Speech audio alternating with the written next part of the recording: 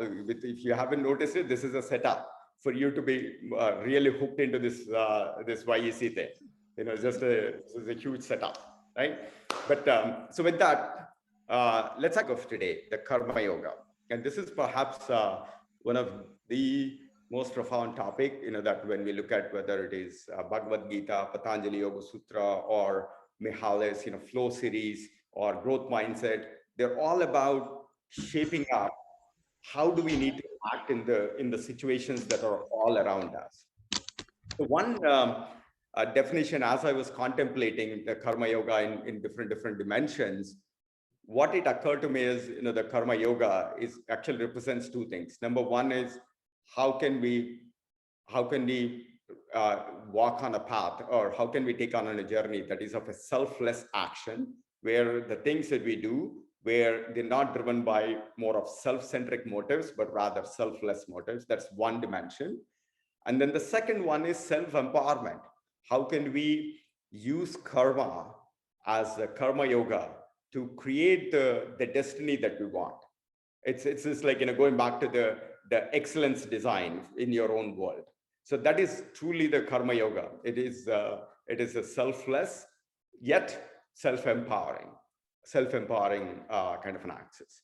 So what we want to do today is bring the different dimensions of Karma Yoga into this Karma Yoga lecture, and then I would want to make it as something very collaborative, again using it into the insights, outcomes, and actions and metrics. If you could actually bring our own life situations and make this like a workshop, and eventually after the lecture, we would want to create a mini workshop of, okay, how can we apply to either one of the four spheres, personal life, professional life, family, or the community, with each verse or each nugget that we learn. And that's the scope. Before to kick it off, let's actually let's chant the Dhyana Shloka in Bhagavad Gita. Partaya pratibodhitam Bhagavata Narayanena Swayam Vyasena Grahitam Purana Muninam Madhye Mahabharatam Advaitamritavarshini Bhagavatim Astadashadhyayinim Amba Tvam Anusandadami Bhagavad Gita Bhavadveshini Bhagavad Gita Bhavadveshini. So this, let's do a little bit of workshop with the topics that we want to cover in this. Is number one, we want to understand what is karma. What is karma? And then we're going to move into some of the universal laws of karma that govern all aspects of our action in all spheres of our existence. And then based on that information, understanding of the definition of the karma and what are the universe of laws that govern each karma or the action, then we actually study some of the techniques, the Karma Yoga. How do we model our action? How do we model our karma so that we actually pursue that excellence, pursue that infinite in the path of selfless and self-empowerment action? And while doing that, we also study some of the other frameworks like Mihaly's Flow theory, which is a very, very profound thing that we could actually apply almost in every action that we do, whether at home or at work. And that's a recipe that a lot of people follow to realize joy in every one of their actions. And then growth mindset, and then there are a few other things that we will probably add as we move along. Any topics that you would like us to cover, integrate into the study?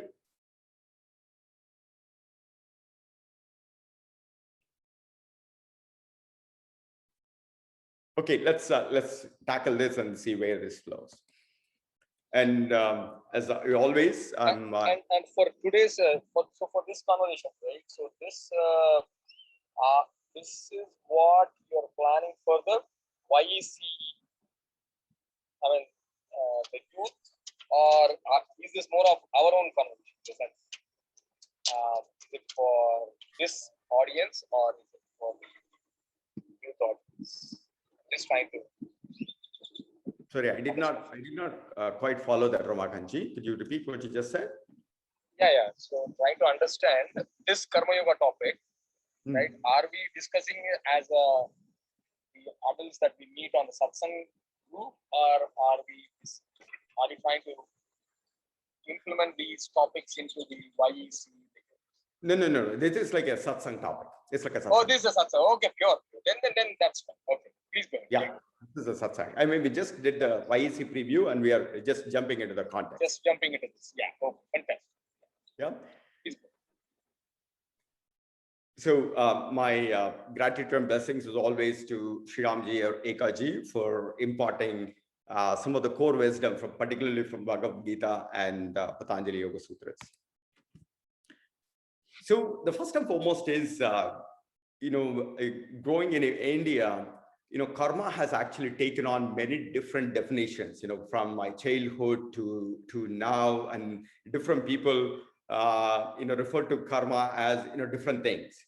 Like, for example, the distinct memory that I have is if something goes wrong, if something negative thing that happens, all I would do is, that is your fate. You have done some bad thing that you've done in your previous life. Do you all want to share a little bit of, what are the memories or what are the concepts that you kind of associate with karma? I know all of us are Telugu, and I think, this is probably some of the most overloaded or, widely used term in our ways of life. True. Yes. I think, sometimes this is used in a way that actually is harmful to the society. I think, I follow this Dr. J. Lakhani very closely. Obviously, the late Dr. J. Lakhani. He used to say, apparently, when he used to go to India, he's from UK. Yeah, like children are sitting in front of temple, and they don't have food to eat. They did not eat for a while, and these people are going with like 10 coconuts to break inside, and they say, okay, these children are suffering because of their karmas, and let them suffer. So Swami Vivekananda says, see the God in the humanity, not just in the temple. The God is outside. So I think our thinking of karma has a little bit deviated from the real meaning of karma. Yeah. I mean, you I have. Yes, I think I have two versions of it. So one version is like, if you're suffering and you cannot attribute to anything that you have done, at least in this life, you attribute that to something that you have done in previous life, right?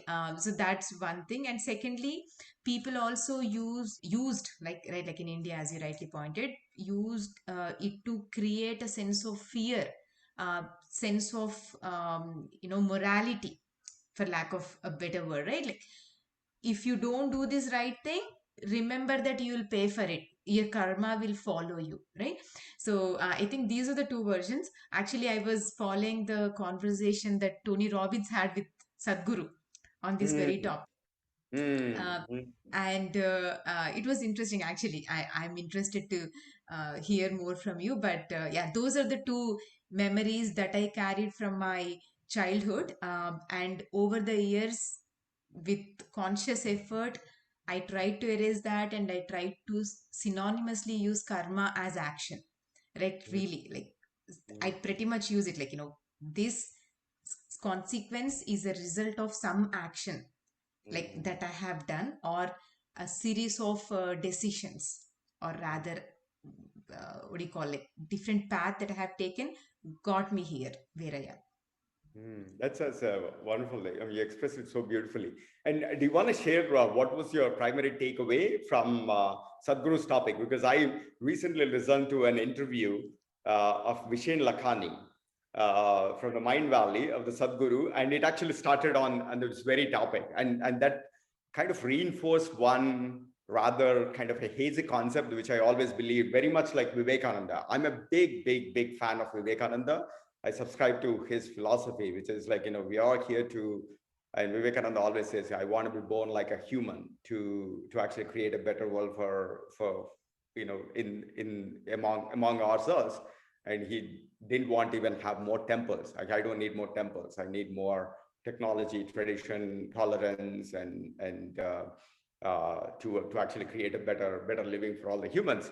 So any takeaway that Kiran, that you want to share from the Sadhguru's core concept? Yeah, in all honesty, I didn't finish the interview, which that was like more than an hour long. But from what I have completed, the primary takeaway was that it's less sentimental, but more so like, how you carry memory, like from life to life, or from your previous generation to now. So the memory could result in what you are experiencing right now. But I'll definitely, now that we are on the karma yoga session, I'll make sure to finish this lesson.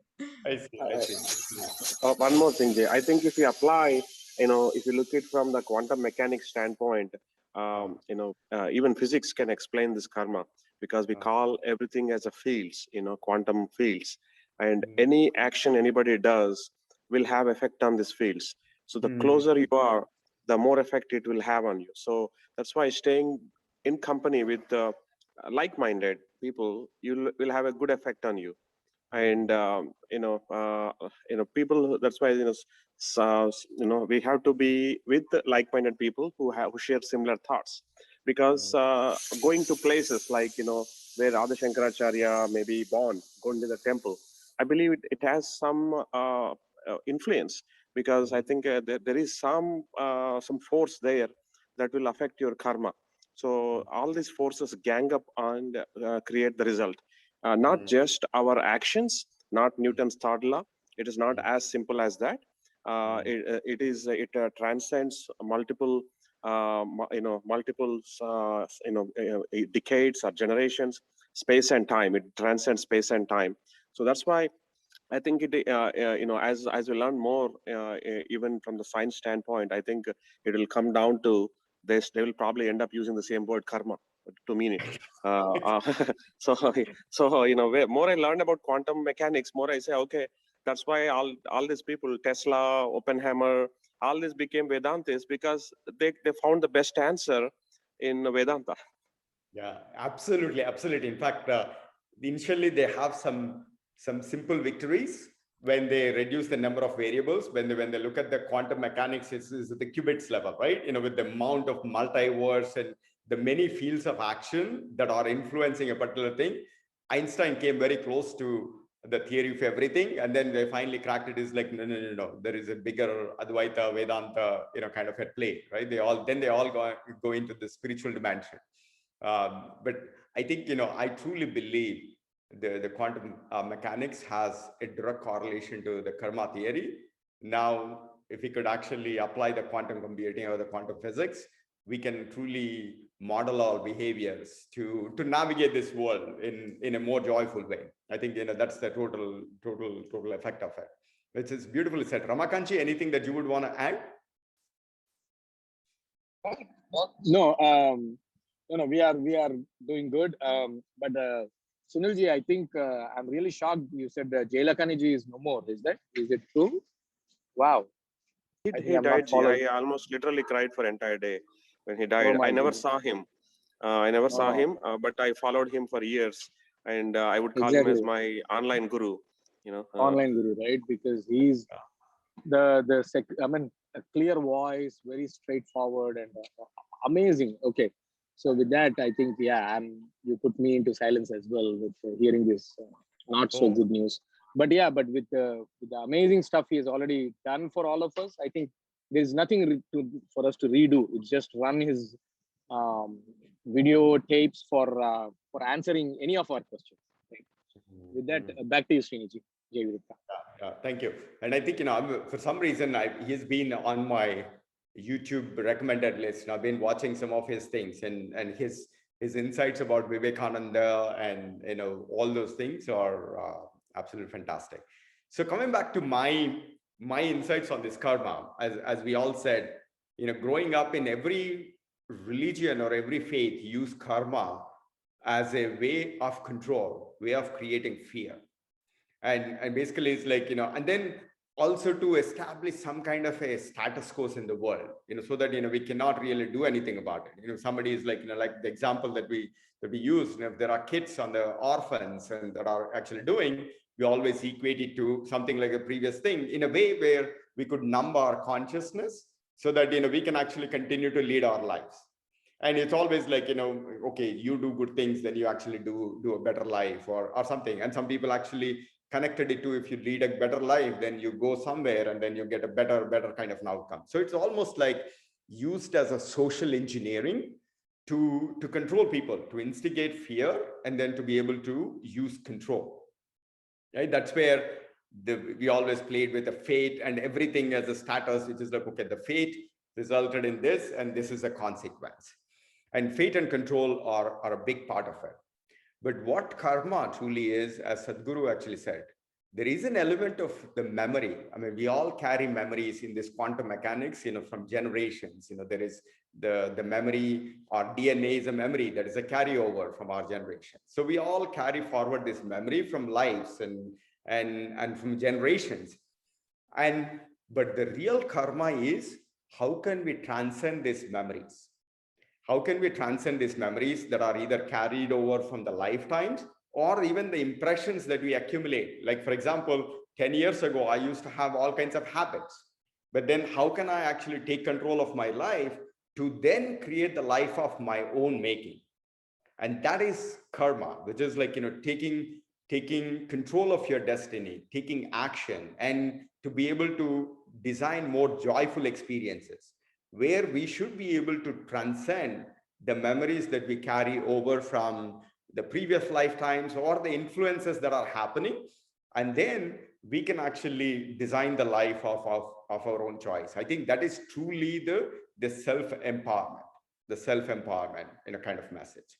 So it's no longer the fate. Yes, fate, definitely the memories from the previous life or memories from this life of your previous habits or the impressions have an influence in, how you act, and that results in outcome. But rather, and that's what Sadhguru calls as inner engineering.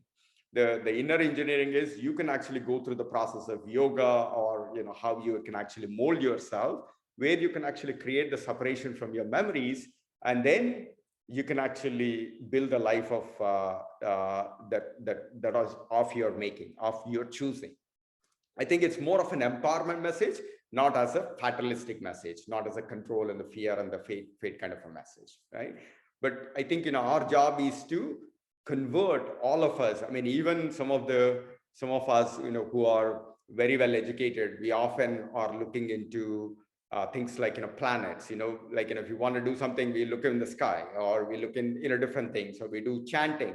While they have a role to play in this quantum mechanics, but the thing is, the real power is to invoke within, take the control of it, mold the right abhyasa vairagya abhyam, take the right practice, and then we can overcome some of these, perhaps the negative influences, and then we can actually channel them and make them to be a positive thing. So that is the core of karma, is taking action, taking control of the things, and then create the destiny of our choosing to result in the joyful experience and an excellence experience in our work. So that is kind of the whole setting of the karma of my understanding. Does it make sense? From a reactive thing to fatalistic mindset to more of a free will, the kind of a Brahman, Atman kind of a thing, where you can actually create the world that you want. So for that, now we're going to explore some different dimensions of the karma. And the first sloka is from the third chapter, which is the Karma Yoga, the fifth sloka. And this is something that Sri Ramji refers to quite a bit. And what it means is, all of us, and like what Dr. Sunil said, we are caught in this matrix of action. The world, the cosmos that we are in, both inner world and the outer world, it is nothing but a quantum mechanics. We are situated right in the middle, and there is no escape of it. There is a lot of forces that are influencing. There is every every space in the universe. There is no space in the universe that is devoid of action, devoid of karma. The outer world and the inner world. And that's what Bhagavan Sri Krishna says.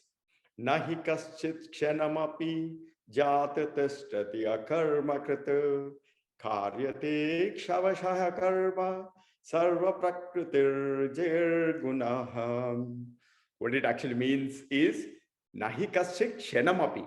There is not even a single moment or single space that is akarma krita, that is not caught in the matrix of action. We are all situated in this magnum quantum fields, or it's not even one field, the magnum quantum fields. And that's actually true in our inner world too, the same cosmos that resides within and also in the outer world. Like even if you take the subatomic particles like an atom or electron, there is quantum energy that's at play. And even the black holes or anything, all of them are going through a lot of universe is very, very dynamic. So similarly, what that essentially means is just like how the universe, every space, every time, every dimension is caught in this matrix of action. Similarly, all of us are situated in this field of action, and we basically get influence based on our gunas, based on our condition. So we respond based on how we condition ourselves. So we basically are, that's the setting. So there is no escape, right? So now we are actually positioned in this stuff. Now, how do we tackle this journey? So that's the setting. Does this make sense? I mean, do we all agree with this? Sure, Ji. Yeah.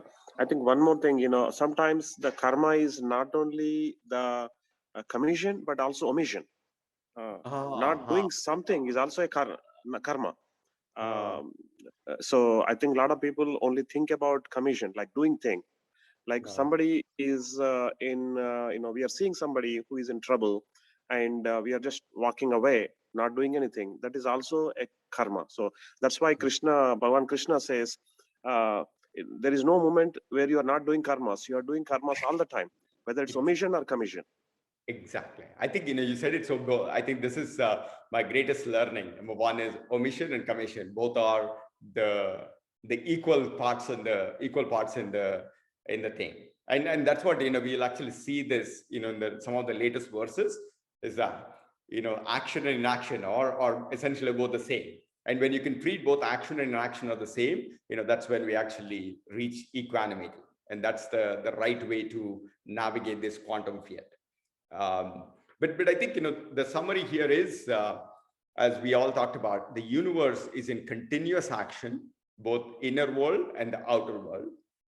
And the most important thing is, even what we refer to as a meditation, supposed to be the tranquil state of your mind, that is also a flow of action. That's a process of action. But the only thing is that's a harmonious place of action. If you look at the Patanjali Yoga Sutras, Patanjali defined as the meditation state as tasya prashanta vahita samskarat, which is like it's a flow of tranquil movements. And Patanjali defined meditation as tatra pratyaya ekatanata dhyanam. It's a continuous flow of the same image, one after the other, where the frame in your mind stays the same, and that's what is defined as meditation. So even when we sit in the meditation, that's a continuous action process. Even when you sit down, your body is working, your heartbeat is functioning, your breath is functioning, every subatom is actually doing its own job, and even your mind is also continuously creating that same image again and again to create this harmonious flow of images. So even the meditation is the tranquil state is also continuous state of action. So in this manifestation of the universe, whether you are in meditation or whether you're in action, both are essentially the same. You are essentially performing action. Ramakantji, anything that you would want to add? No, this is very profound. Wonderful. Right. So this is, now we all have to get comfortable with this. Now we cannot escape this web of action, right? Even if you do the meditation, we are going to, it's just that our job is to create this field of action into a harmonious field of action. That's our outcome. The insight is that, we are caught in a matrix. The outcome is like, okay, now in this situation, how do we make this field of action around us to as joyous and as harmonious as possible? And then Patanjali actually defined, what is does anybody remember the Yoga Sutra on the benefit of meditation? It says, Tatra Dhyanajam Anashayam. So when you are in this harmonious field of action, then the actions that you perform from that state of mind will be anashayam, will not accumulate any residue, will not accumulate any consequence or bondage. And that's when your actions and the thoughts and the words take the shape of the divine and the supreme, and they will become truly, and that only comes in when you achieve the state of selfless and so on and so forth. So our ultimate goal is to accept this situation. Now, don't be perturbed by it. It's just that, okay, now it's there. We are caught up in this, the matrix of action. How do we then make this process to be a harmonious field of action all around us in the world, And then the next thing is, it's something that we all know from our childhood. It's perhaps one of the most quoted verse from the Bhagavad Gita, which kind of defines the whole essence of the Karma Yoga. And what it says is, Karmanyevadikaraste. Actually, sorry. Does anybody want to recite this? Kiran, you know this, right? You want to recite this? Actually, I may not get it clean. You just try it. I can try. Yeah. Karmanyevadhikaraste ma phalechu kadachana ma karma phalahetur bhurmate sangostava karmani. Yeah. Actually, I did not break it right. The third one is ma karma phala hetur bhur, and then the last one is mate sango stva karmani. So it is like karmanyevadikaraste ma phaleshu kadachana ma karma phala hetur bhur mate sangastva karmani, sangastva akarmani. That's the right breaking of it. So each line actually gives one profound rule on how to navigate or how to build a harmonious field of action. What it says is, we all have the right, the entitlement to do our job, to perform our action. We all have the right, we all have an entitlement to do our duty with the 100% effort. And that is yes to action. That is what we are entitled to. Now that we are situated, we are entitled to performing the right action to create the right harmonious field of action. And then the second one, it says like, ma phaleshu kadachana. But we are not entitled to the results, the outcomes. We can start designing an outcome, on the journey, but there is no guarantee of the outcome. And ma karma phala hetur bhur. We should never make sure that the phala, the outcome, be the reason, hetur bhur. That should not be the reason to do an action. Don't let the outcome or the result that you're looking to be the reason to do an action. That's the third line, is actually the most profound one. Don't start with, I want to get into Stanford, that's why I want to do it, right? Or whatever, I want to get to a promotion, that's why we want to get to it, right? And then the last one is actually even more profound, which is like, when you are caught up in all this drama that, I'm fatally situated in this field of action, and then I don't have any control over the outcomes. I don't have it. So then why do I want to work? So a lot of people want to, like, there is a Telugu movie, right? It's like a Kamchor type movie. And what it basically says, like, but you should never, take to the path of, I don't want to act, the inaction, the lethargy. Sangastva akarmani. Don't be attached to akarmani, which is like, not doing anything. Which is actually the easiest cop out, right? Anyway, this is like, the karma is taking over. There are so many things. I don't have control over any of the outcomes. So why bother? So it's a very easy tendency to fall into the trap of not doing anything about it. But what it actually says is, it's like, you can never be attached to inaction. We always need to take control to create the right harmonious field of action. And that can only happen when we are not fixated on the results or letting the results guide our actions. So these 4 lines actually cover the 4 very profound rules, profound laws of how to navigate this field of action. Karmanyeva adhikaraha te. You only have the adhikara on doing the right action, but not on the phala. And then don't let the motive. So tomorrow or whenever we are actually doing, like even this YAC, and I was actually debating about it when I said like insights, outcomes, and actions in the metrics. And we are actually, on one hand, we are saying it's like, okay, what outcomes that you want to create for yourself. But there is a difference between planning in the direction, like the prachodaya, I want to create these experiences. But if you attach your success or failures to only those outcomes, then we are not following the right karma yoga. All we are doing is we are trying to make into that direction and just put the right actions and the metrics to track your progress. But it doesn't, we're not going to let anything, we're not hankered onto the results. So that's kind of one interpretation of it. Dr. Sunil, Ramakantji, or Kiran, anything that you want to add to this? Yes, I think I had a lot of difficulty understanding this one for a long period of time.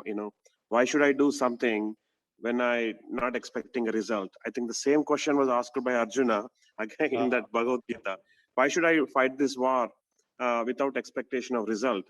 I think for me to understand it, it took a while because our teacher is just online gurus. So, so here, this is what I understood. Basically, yes, we have to plan. And because our planning is a motivation for us, and if we don't have a plan, there is no motivation. But we should, once we plan, we are not attached to the outcome. So we will just do it because it's a dharmic act, it's the right thing to do, and but we are not attached to the outcome. It may be negative outcome. So one example I heard was, this helped me, is let's say a person is sitting inside a home and watching a TV, and then somebody knocks on the door saying that somebody is threatening them outside. Please open the door. I may be killed. So you have only 2 things to do. Either you open the door or not open the door. Commission or omission. So one of those 2. So if you trust that, if you trust that, and you have to, the right thing to do at that moment is to open the door and help. Doesn't matter what the consequence may be. Once you open the door, that other persons may attack you. So, but what the conclusion was, you have to help that person because that person is under threat, and let them come in and help them, and you close the door and do whatever is necessary to protect yourself also. Don't put yourself in jeopardy. You have to protect ourselves also. So, but if you not do that thing, thinking that if you open the door, they'll attack us, let them just attack the person outside, that's basically a omission. Means we still acted there, but we acted in another way. So negative karma. We have done a negative karma there. So yeah, every time we are doing this karmas, and but the thing is, attaching to the karmas, the consequences of karmas is the cause of the trouble. And that's what I understood when I was listening to this Gita again and again. Initially had a lot of difficulty understanding why should we do this, if I don't have a likelihood of getting this result. So yeah, this one is the most challenging thing, because right now we are particularly the kids. And Kiran, I think in 2016, I actually did a welcome keynote to some of the freshers. I think that was 2018 at NIT Warangal. And there was many different themes, but one of the themes that I actually learned from this, and I learned it the very hard way, because particularly what we do is in the academic world, we have a sense of entitlement. Like, for example, if you work hard, you have a reasonable chance of controlling whether you're going to get close to 100 or not, whether you're going to score an A, because most of the variables are in your control.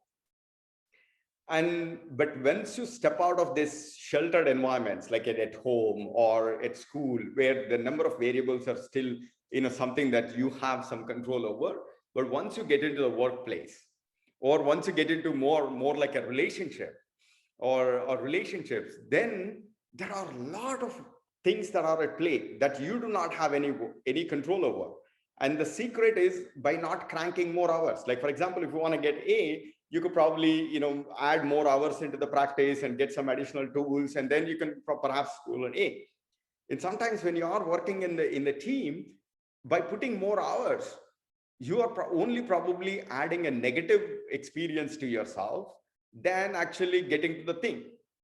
And projecting that out in a bigger way, like what Dr. Sunil said, realize that there are so many variables. It's a non-linear world. The non-linear world is essentially, it's a quantum field. We are all operating in a quantum field. There are moods, there are times, and even if you're in a relationship, at home, we're all going through this field of action. We're all in different moods, our mind, our body, our situations. And then everybody's projecting that. And then if you try to take control of this other thing and expecting a different outcome, all you're doing is, you're setting up yourself for a failure. So understanding that, it's a non-linear world, it's a quantum world.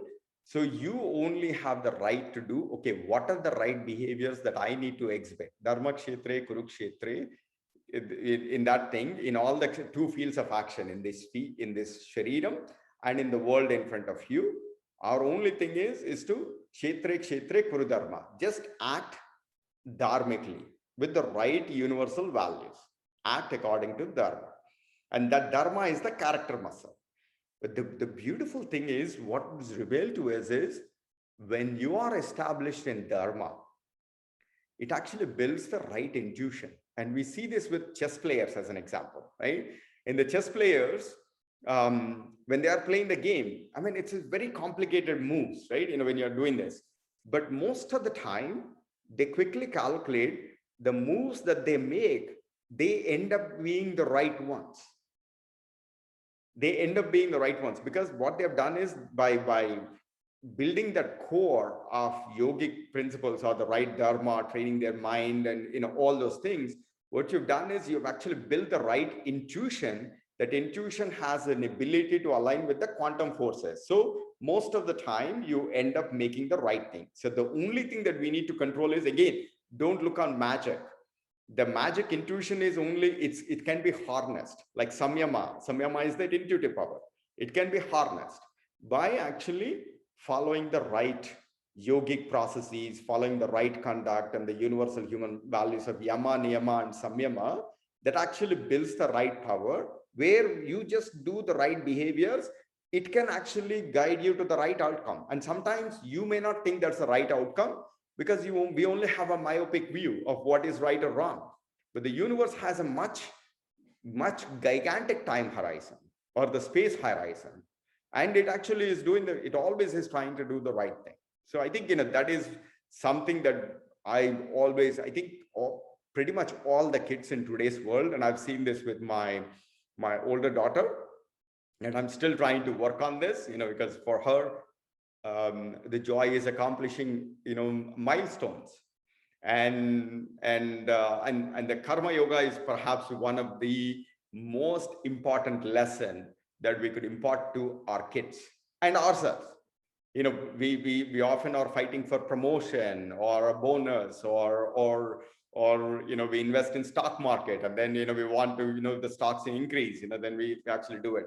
And this is where I think this is probably the most important, the wisdom that we would have to incorporate into our daily life. And because we are all Telugu, I think Krish in that movie Gamyam, he actually has a very famous line. The Gamyam is the destination. He says like the journey is the destination. There are no goals to achieve. It's your journey. The steps that you're making is the destination. And it's not about, I mean, that's what I'm trying to be reminded at our YEC, which is like, we don't have any metrics of, okay, we need to have this many users, we need to have this, we need to have this. Every step is a destination. Like, today's class is a victory. The fact that it happened, okay, that's a great thing. I mean, we did not know what kind of, with 4 people showing up, what kind of an experience that is going to create. But we just came in and we are all giving our 100% attention. And I think, as far as I'm concerned, it's resulting in a beautiful experience. Ramakanji, anything that you want to add? Kiran or Sunil? Yeah, I think it's great, but I'm also kind of having the second thoughts around having goals, right? Like, not everybody, but most of us are driven by a goal, right? Like we are motivated only when there is one step higher to reach or one step farther to go, right? Like I totally believe in this idea of like everyday journey is the is the critical thing, but at the same time you have to have something else in your mind what you're looking to get to, right? Yeah. Otherwise I think the direction we might get lost is what I'm feeling like in everyday situation. I mean, I totally appreciate what Sunil ji said, right? Like, you have goals, you strive for something better, but you don't attach yourself to the result of your action. I think that additional layer is actually answering my question to some extent, but I do want to say that the need to have a goal, the need to have a destination for this journey is required I in think a that's very it. small fashion. I think no. We all need to be owners of the better experiences, right? Otherwise, we are not realizing the infinite potential, right? The tattvamasi kind of stuff. Like, for example, I'll give you a very profound example. When I was running sales in my at my previous startup, every sales guy has a quota. Like, we need to make, $1 million or $2 million, or every quarter we need to make this. And the board is like, that's the only number. Board only looks at, if the numbers are good, everything is good. If the numbers are there, it is good. What I used to do is, I used to look at the behaviors of every sales guy, right?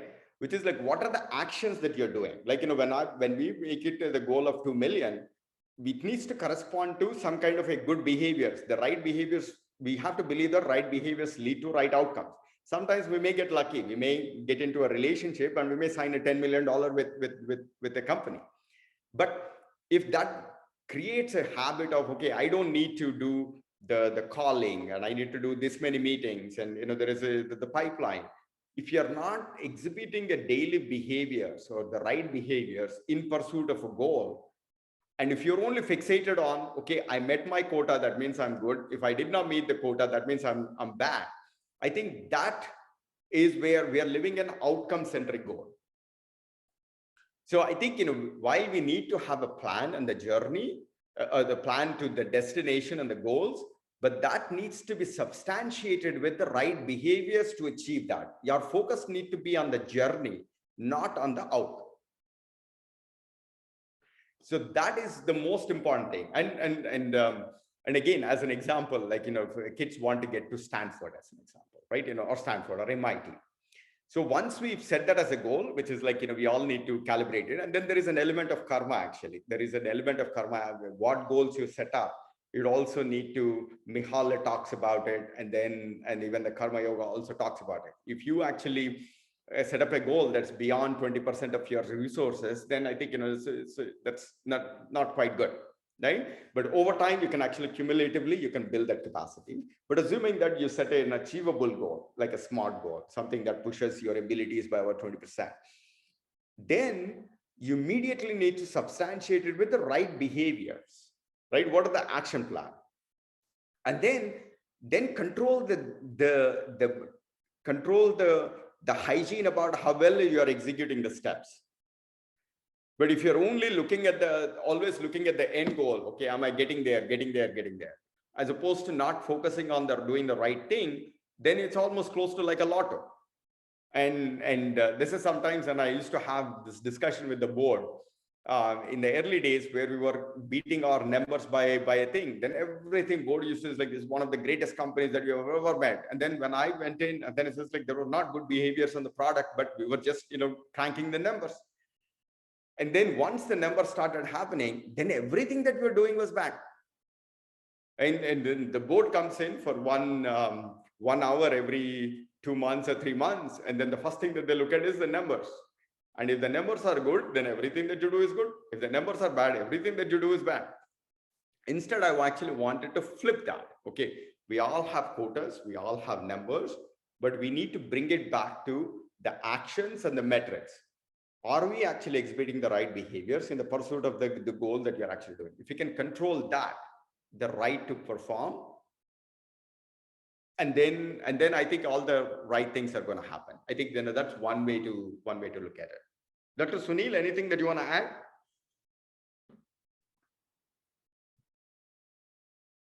You said it correctly, Ji. I think it's goal orientation is okay, but too much attached to results will lead to misery.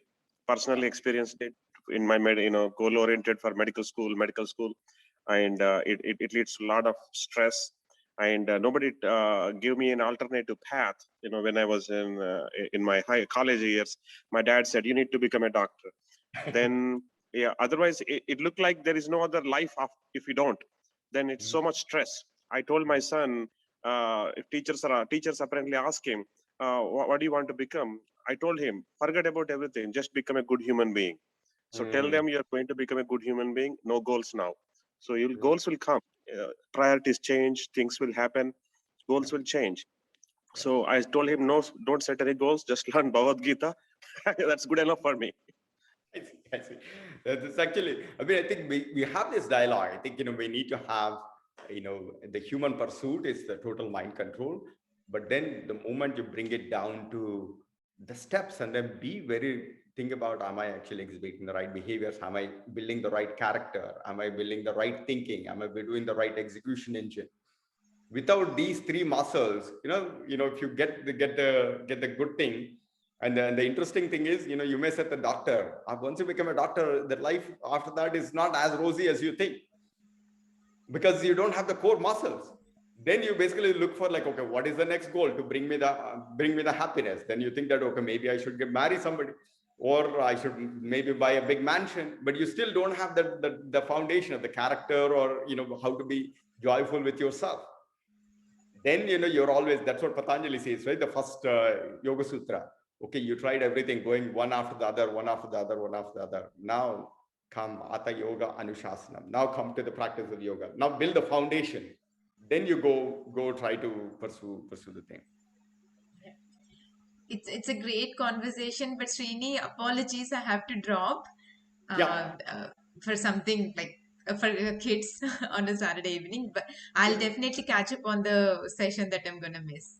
No, I think, we are about to wrap. I think my job is, there's so much content, but I think this is exactly the type of conversation that we wanted to have. Yeah. So perhaps, let's just wrap up here. I know it's a Saturday, we all have commitments, and then we'll pick back up in the next session. But thank you all for such a wonderful session. And everybody close your eyes. Let's chant Om 3 times.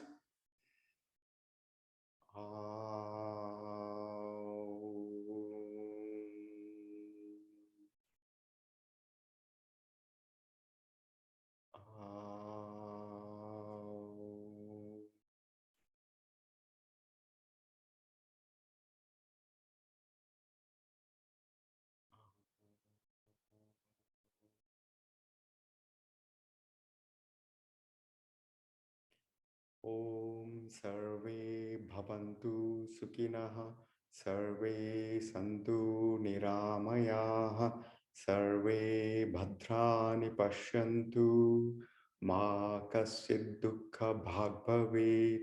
Om Shanti Shanti Shanti. Above palms, generate the fire of knowledge and love. Cup our eyes. Express gratitude for giving us this right vision and the knowledge. And slowly and gently open our eyes. Thank you all for a wonderful active discussion, and I'm sure we can have a lot more fun with this, the Karma Yoga, and this is something that touches our lives in every moment. Every moment, we're always dealing with this field of action. So we'll continue in our next session. Ramakanji, Dr. Sunil, and Kiran. Yeah, I had a lot to share as well, so we will add it to the next time. Okay. Excellent. We always have a next time. And hopefully we can actually, now that we are all in Frisco, we could even perhaps try and do a live session. Absolutely, absolutely. Yeah. Jai. Thank you all. Dhanyavad.